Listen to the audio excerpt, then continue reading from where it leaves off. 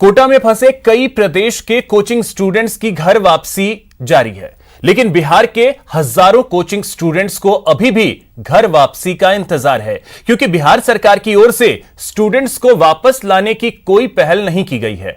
बिहार के coaching students को किस तरह की परेशानियों का सामना करना पड़ रहा है, बता रहे हैं हमारे सहयोगी शाकिर अली।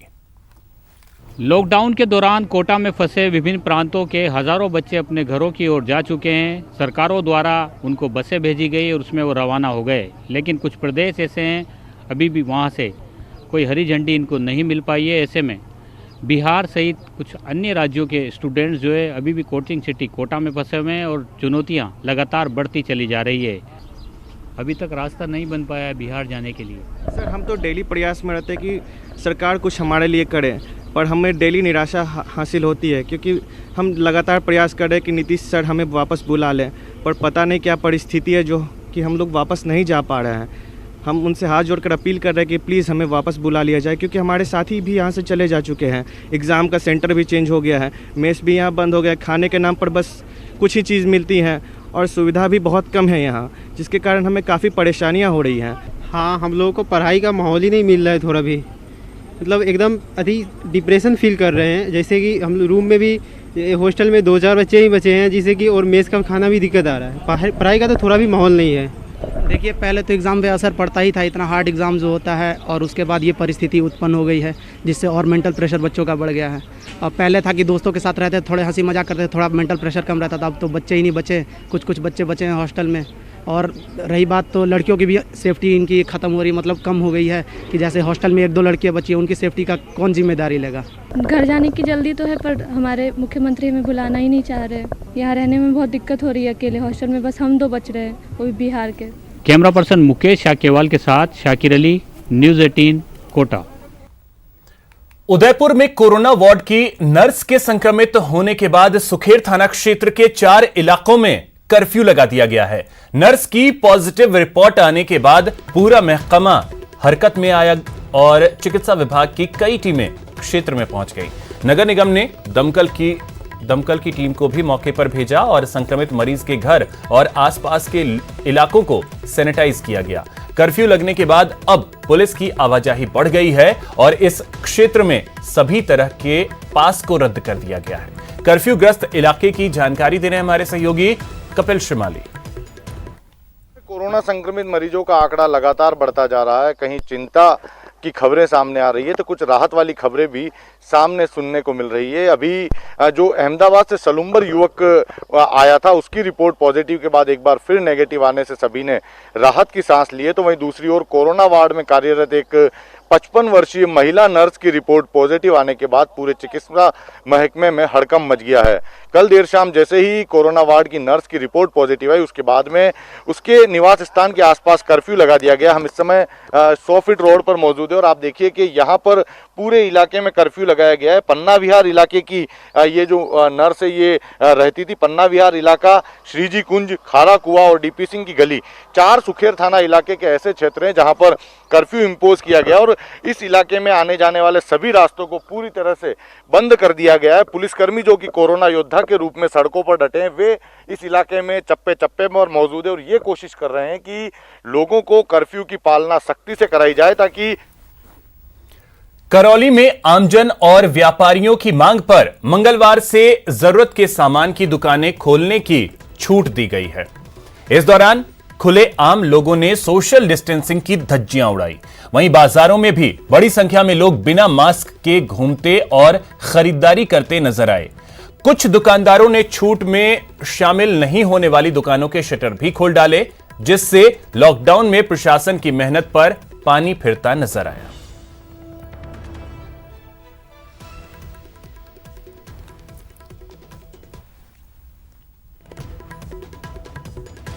वहीं प्रशासन को चकमा देना और एम्बुलेंस का दुरुपयोग कर जयपुर जाना दौसा के 4 लोगों को भारी पड़ गया। बताया जाता है कि पूर्व पार्षद नासिर खान सहित 4 लोग जयपुर में भर्ती एक मरीज से मिलने गए। बाद में उस मरीज की मौत हो गई, लेकिन जब मरीज की रिपोर्ट कोरोना पॉजिटिव आई तो हड़कंप मच गया और मरीज की हिस्ट्री में दौसा के इन 4 लोगों का नाम भी पाया गया। पूछताछ हुई तो कर्फ्यू का उल्लंघन करने और एक एम्बुलेंस में जयपुर जाने की बात सामने आई, जिसके बाद चारों लोगों के सैंपल लिए गए। वहीं प्रशासन ने पूरे मामले को गंभीर मानते हुए पूर्व पार्षद नासिर खान, एम्बुलेंस चालक सहित 4 लोगों के खिलाफ संगीन धाराओं में केस दर्ज किया है। प्रशासन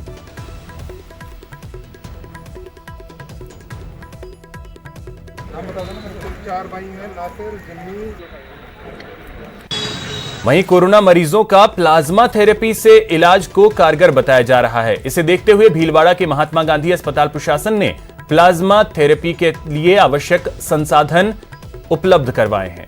अब जरूरत पड़ने पर इस अस्पताल में मरीजों का प्लाज्मा थेरेपी से इलाज किया जा सकता है।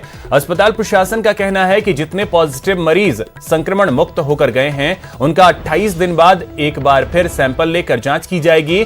जिन मरीजों का पूरी तरह से संक्रमण मुक्त होने की रिपोर्ट मिलेगी, उनका खून लेकर प्लाज्मा को अलग किया जाएगा, जिसका इस्तेमाल कोरोना पॉजिटिव मरीजों के इलाज में किया जाएगा।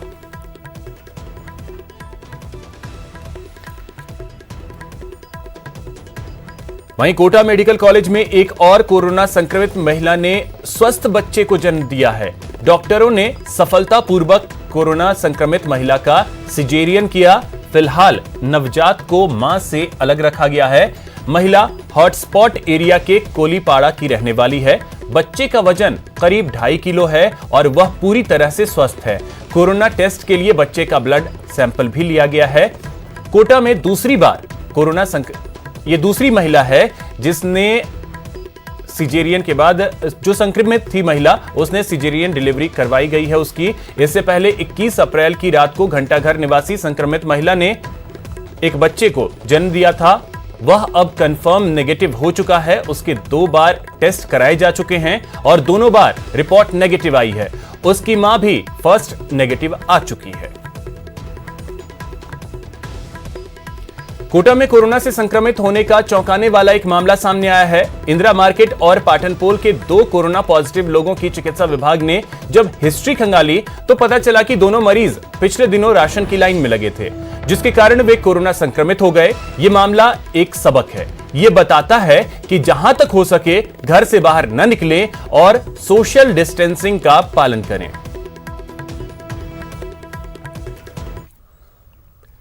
ब्रेक के बाद आपका स्वागत है।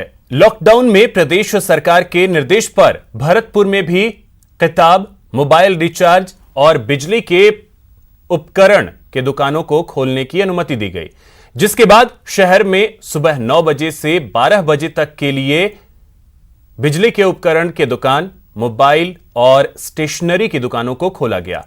कई स्टूडेंट्स दुकानों पर किताब खरीदते नजर आए तो कई लोग अपने मोबाइल फोन को रिचार्ज करवाने के लिए दुकानों पर पहुंचे। इस दौरान दुकानदारों ने सोशल डिस्टेंसिंग का पूरी तरीके से पालन करवाया। साथ ही मास्क पहनकर खरीदारी करने के लिए जो लोग आए उन्हें ही सामान दिया।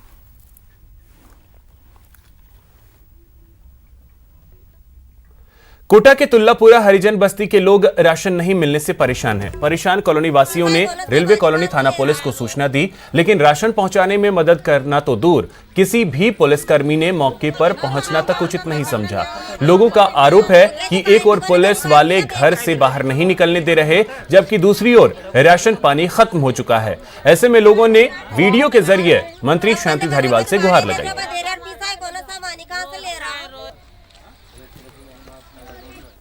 कोरोना संकट को देखते हुए पूरे देश में लॉकडाउन जारी है। इस लॉकडाउन में भारी संख्या में मजदूर कई राज्यों में फंस गए हैं, जो अपने घर पहुंचने के लिए हजारों किलोमीटर का सफर पैदल ही तय कर रहे हैं। दौसा में भी आज करीब 15 मजदूर जयपुर आगरा रोड पर पैदल चलते नजर आए। सिर पर बोझा उठाए, प्रचंड गर्मी की परवाह किए बिना पैदल चलते नजर आए। दरअसल ये सभी मजदूर हरियाणा के रोहतक में मजदूरी करते थे और वहां से किसी ट्रक में बैठकर जयपुर पहुंच गए और अब झांसी जा रहे हैं।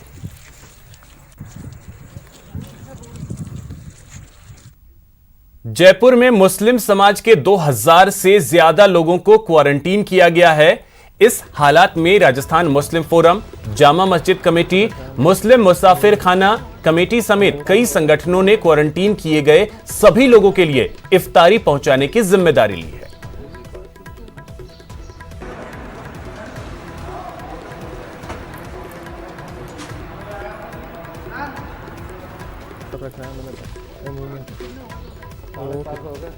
तो जो मुस्लिम समाज के लोग हैं जिन्हें क्वारंटीन किया गया है, उन तक इफ्तारी पहुंचाने की जिम्मेदारी कई संगठनों ने मिलकर के ली है। कोरोना काल में कोटा के आसमान में उभरी सतरंगी तस्वीर ने लोगों का मन मोह लिया। वैसे तो लॉकडाउन के कारण लोगों का जीवन अस्त व्यस्त हो गया है, लेकिन इस दौरान प्रदूषण का लेवल काफी नीचे आ गया है। कोटा में अरसे बाद सतरंगे इंद्रधनुष का दीदार हुआ। इलाके में तेज हवाओं के साथ हल्की बारिश हुई और उसके बाद यह शानदार तस्वीर नजर आई।